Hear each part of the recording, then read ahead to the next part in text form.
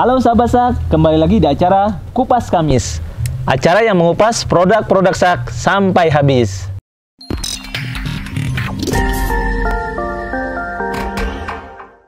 Acara Kupas Kamis kali ini saya ditemani dengan Pak Suhendar. Ya. Pak Suhendar ini ketua kelompok tani Mujagi yang beralamat di Kampung Cina, Desa Cipandawa ya Pak, Desa Cipandawa, Kecamatan Pacet, Kabupaten Cianjur. Apa kabar Pak Suhendar? Alhamdulillah. Baik ya Pak, sehat-sehat. Sehat. Pak Suhendar, lagi komoditas apa nih Pak yang sedang dikembangkan saat ini Pak? Oke. Sesuai dengan namanya multi ya, artinya yang dikembangkan oleh Mujagi itu multi, jadi macam-macam komoditas dari mulai sayuran konvensional sampai ke eksklusifnya itu ada. Kalau konvensionalnya ada cabai, bawang daun, tomat tewe, terus kubis, brokoli, kentang juga ada, itu termasuk sayuran dataran tinggi. Kalau yang eksklusifnya ada beberapa komoditas yang kami kembangkan, yaitu yang berbau-bau benih-benih yang dari Jepang, sayuran Jepang. Sayuran Jepang. Salah satunya tomat momotaro, terus mizuna, nasubi, kabocha delica, kuroda carota. Mungkin itu yang sekarang dikembangkan ya. Oh, banyak sekali tuh Pak. Oke, berarti kan banyak tuh Pak komoditasnya. Untuk lahannya sendiri nih Pak, berapa luas Pak yang sekarang digarap nih sekarang nih Pak? Oke, kalau lahan kami yang sudah jelas, sudah pasti bisa dikendalikan itu di kisaran 50 hektar. 50 hektar?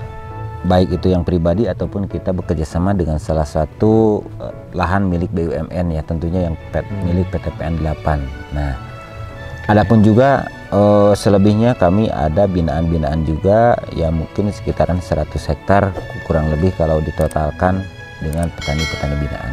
Seperti itu kalau ditanya masalah untuk lahan Pak ya? Untuk lahan. Luas sekali Pak. Oke, lahan tadi 150 ya dengan binaan. Yang dikelola sendiri 50 hektar. 50 hektar. Nah, untuk mengolah lahan Pak, kan luas nih, pastinya butuh mekanisasi ya. Untuk mengolah lahan 1 hektar Pak, butuh waktu berapa lama sih Pak? Tentunya ketika kita mengembangkan usaha itu berarti harus siap dengan konsekuensinya ya, dari mulai penyiapan tenaga kerja sampai memanajenya. Artinya kalau kita mengandalkan seperti yang dahulu kala ya, kita tidak akan mungkin bisa mengelola lahan seperti itu. Itu ya Pak? Ya, artinya ketika pengolahan lahan, kalau dulu 1 hektar bisa sampai 2 minggu, sekarang kita target 1 hari sudah harus beres. Nah, dengan cara apa ya, kita melek terhadap teknologi apa ya, Alsintan ya, salah satu contohnya yang seperti ini kan, ini kultivator. Nah, itu sangat bisa membantu untuk kegiatan-kegiatan kami, terutama dari pengolahan lahan seperti itu. Untuk pupuk nih, pupuknya menggunakan ada pupuk organik, ada sama pupuk kompos Pak? Nah, jadi terkait kebutuhan pupuk kami sesuaikan ya. Ketika ada stokis pupuk kompos ya kami utamakan pakai kompos. Akan tetapi kalau kita dikejar dengan kebutuhan ya kita pakai pupuk organik yang sudah matang, tentunya sudah jadi. Karena kita tidak berani pemakaian pupuk tanpa adanya pematangan dulu atau komposer dulu. Nah, kami punya banyak limbah ya, limbah daripada sayuran yang tidak layak atau untuk waste-nya atau sampahnya ya. Nah, itu biasanya kami jadikan untuk pupuk kompos. Dengan cara apa? Dengan cara dicacahkan dulu seperti pakai mesin yang ada di belakang ini. Oh iya, mesin kompos ya Pak? Betul. Pak, tadi kan ada beberapa jenis tanaman nih Pak, untuk distribusi pemasaran nih Pak. Bahkan ada yang tanaman untuk Jepang ya, dari Jepang. Pemasarannya kemana aja itu Pak? Ya, terkait dengan pemasaran ya, lagi-lagi kalau sekarang kita harus mengikuti arah keinginan buyer kita ya, market kita. Nah, kebetulan kami mendapatkan buyer yang menginginkan produk sayuran Jepang, yaitu salah satunya dari Aeon Mall sama Papaya Fresh Gallery, termasuk ada salah satu industri yaitu Mayora sudah mulai kami supply juga ke sana. Kalau yang konvensionalnya tentunya yang tetap yang menjadi arah kiblat pemasaran kami pasar induk Kramat Jati. Wabil khusus ya terkait dengan aneka cabai. Cabai kalau pasar induk kekurangan kurang 1 hari 1 malam 122 ton, otomatis nanti harga pasti naik. Gitu. Kalau lebih harga pasti turun. Itu hukum pasar ya seperti itu. Makanya kami berusaha untuk konvensionalnya terutama di aneka cabai penetrasi terhadap pasar induk Kramat Jati. Betul. Betul sih Pak, kalau memang permintaannya tinggi nanti kan ketersediaan nggak ada pasti harganya betul naik ya Pak ya. Betul. Karena harga itu bukan dibentuk, akan tetapi terbentuk ya antara supply dan demand. Betul. Pak, ini kan luas ya dari lahan terus untuk pemasaran juga. Mungkin saya mau tanya untuk kendala yang sering dihadapi. Kendala kan pasti ada. Kendala dalam proses pengolahan lahan ini Pak. Apa sih yang sering timbul untuk yang Bapak alami di lapangan?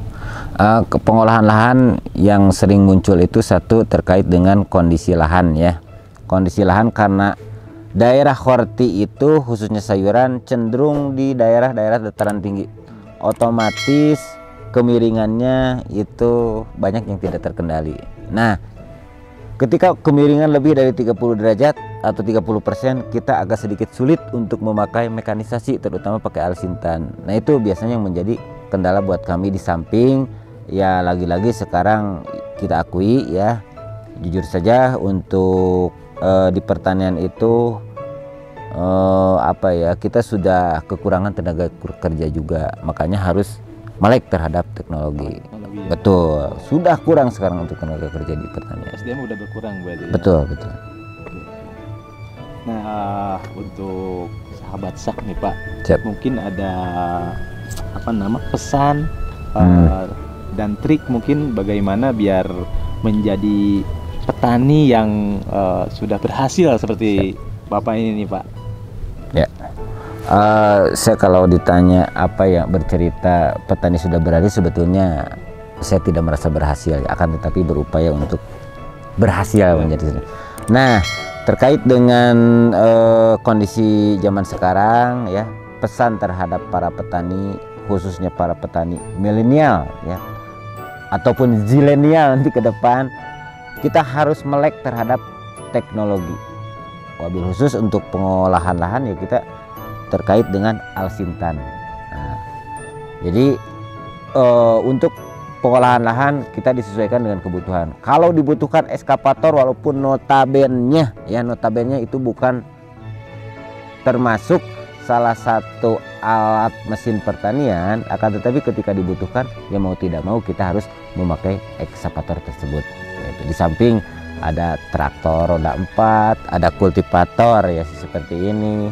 Nanti mungkin ada ridger yang lain untuk pembuatan guludan dan pemasangan mulsa. Nah, itu harus melek terhadap yang namanya teknologi. Kalau kita tidak respon terhadap teknologi, tidak mengikuti teknologi, kita ketinggalan guys. Berarti intinya apalagi mengolah lahan cukup luas ya, disarankan menggunakan alsintan ya. Baik sahabat sak, itu tips dari Pak Suhendar. Semoga bisa bermanfaat bagi sahabat sak. Baik sahabat sak, itu perbincangan kita dengan Pak Suhendar. Semoga dapat menginspirasi bagi sahabat sak kisah Pak Suhendar ini. Jangan lupa subscribe, like, komen dan share video ini ke sahabat sak. Terima kasih Pak. Siap. Oke, makasih. Semoga makin sukses pertanian. Amin ya Allah ya Rabbal alamin.